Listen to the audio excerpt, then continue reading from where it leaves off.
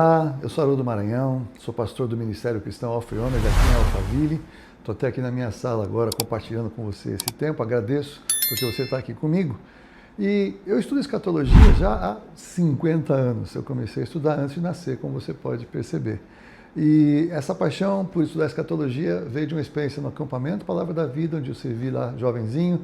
Meu pai sempre foi um cara que estudou muito, então eu fui muito despertado para o interesse da agenda dos últimos dias. A agenda dos últimos dias ela é muito importante porque Deus não entrou no negócio de assustar as pessoas, de aterrorizar, escrever um livro apavorante, o livro de Apocalipse, para só fazer as pessoas ficarem com medo. Não, nem leia Apocalipse porque é um livro que dá medo. Deus revelou o que ele ia fazer nos últimos dias com um mundo que vai ser julgado pelo seu pecado, com um aperto que ele vai colocar sobre Israel para que se arrependa e para que a igreja de Jesus esteja preparada e pronta e entenda qual é de fato a sua agenda, tanto os que vamos estar aqui antes da última hora, como aqueles que vão estar aqui durante a grande tribulação, a ultimíssima hora, para saberem o que vai acontecer, saberem o que esperar e como organizarem a sua agenda. Então, de minha parte, eu espero que a nossa parte da agenda seja até ali Apocalipse capítulo 4, vamos embora para o céu, estar para sempre com o Senhor, para as bodas do Cordeiro, enquanto ali quem não se converteu a Cristo vai passar um momento muito complexo. Então essa frase da chamada, que ninguém sabe o dia nem a hora, nós precisamos entender com muita clareza o que o Senhor de fato quer falar acerca disso. Ou pelo menos, tudo que eu vou falar é o que eu creio.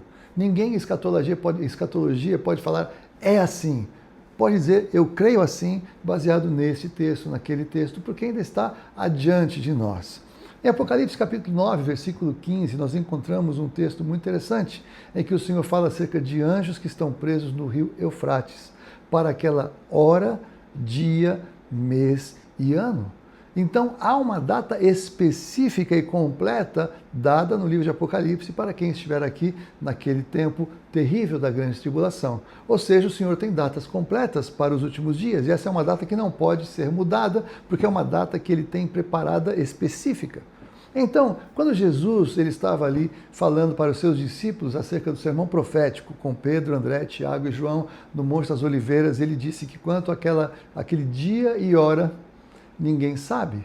Então, se ele disse que o dia e hora ninguém sabe, ele que disse para João Apocalipse completo, ele que falou através do anjo, ele fala de uma hora, dia, mês e ano, então ele não disse que podia ser a qualquer dia ou qualquer hora, mas ele disse que seria um dia e uma hora que ninguém sabe. Então, dentro de um mês e dentro de um ano que seria conhecido. A maneira como eu entendo aquilo que me ajuda muito é compreender as festas. As festas do Senhor nos ajudam a organizar o nosso entendimento. Curiosamente, a festa de trombetas, o Yom Teruah, o Rosh Hashanah, é uma data de uma festa em que os judeus não sabem o dia nem a hora. Jesus estava falando com 4 judeus que foram chamados para andar com ele enquanto judeus conheciam a lei, conheciam a Torá. E a partir de andarem com Jesus, seriam agora os pilares da igreja, os fundamentos da igreja que emergia ali em Pentecostes. Então, quando eles estão falando sobre isso, seria mais ou menos como aqui no Brasil, a gente pensar, a gente reunido aqui com um grupo de estrangeiros e falar, olha aí, então é o seguinte, a gente se encontra lá na quarta-feira de cinzas, tá bom? Tudo bem, tudo certo, valeu, tchau, tchau. E aí aqueles gringos iam falar, o que a gente tem que fazer? Na quarta-feira temos que encontrar com eles vestidos de cinzas? Será que vai ser um churrasco, que então nós vamos chegar no fim do churrasco, quando só tiver cinzas no churrasco? Era algo super cultural e conhecido daqueles caras que estavam com Jesus, os apóstolos. Ninguém sabe o dia nem a hora da festa de trombetas. Curiosamente, trombetas. A festa de trombetas tem 100 toques do shofar. 99 deles divididos em 3 sequências de 33. E o último toque é um toque longo que encerra aquela chamada das pessoas para a festa.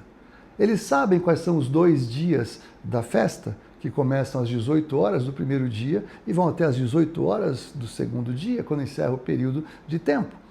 A festa ela tinha início quando a lua nova fosse confirmada por 2 testemunhas, 2 sacerdotes. Então, enquanto eles não sabiam na primeira noite, se fosse uma noite nublada, não teria como ter certeza que havia lua ou não. Então, no segundo dia, seria confirmado que a lua já estava, ou que a lua estava saindo, e quando a lua estava saindo, tocava-se o shofar e convocava-se as pessoas para a festa. Então a reunião para a festa era num dia e hora que ninguém sabia exatamente qual seria, mas era confirmado a partir da lua. Como seria possível a fala de Jesus no Evangelho de Mateus, capítulo 25, de que as 10 virgens estavam esperando para o noivo e não sabiam nem o dia nem a hora, iam ficar meses dormindo com as vestes arrumadas para uma festa de casamento? Faz sentido? Mas se fossem 2 dias, e que elas estavam esperando a confirmação da festa, das bodas, aí faria muito mais sentido elas estarem esperando, vestidas, mas com mais azeite ou menos azeite, e eu não vou entrar agora nesta questão da parábola. O fato é que elas tinham uma noção de quando seria as bodas, ou de quando seria a festa de trombetas para as bodas. Jesus estava falando de muitas coisas naquele contexto do sermão profético. Então o que eu quero dizer para você? Ninguém sabe o dia nem a hora, mas eu creio pelo menos que todo mês de setembro de cada ano, já faz algum tempo, eu presto muito mais atenção no que está acontecendo, se tem a ver com o cenário profético, porque é muito importante estar preparado. Assim que neste ano de 2025, as coisas estão muito mais aceleradas, com muitos indicadores, muitas questões proféticas diante dos nossos olhos. Então é muito importante fazermos o quê? Estar preparados. Quer dizer que eu estou dizendo que vai ser nesse ano? Não estou dizendo que vai ser nesse ano. Mas ninguém pode dizer que não será nesse ano. Pode ser o mês que vem? Perdão, no ano que vem? Claro que pode. Pode ser no outro ano? Pode ser, mas alguns dos acontecimentos que nós temos aqui hoje em dia acontecendo são muito intensos e muito completos para um cenário profético. O que nós temos que fazer então? O que o Senhor Jesus disse com muita clareza para os seus discípulos: vigiar e orar. Esse é o nosso chamado, vigiar e orar, estar com azeite nas nossas lâmpadas, estar com a vida em ordem, com as vestes alvas, congregando, servindo, aguardando, atentos, amando a vinda do Senhor. Esse é o nosso chamado, e é esse chamado que eu convido você para fazer parte conosco. Que Deus te abençoe, em nome de Jesus.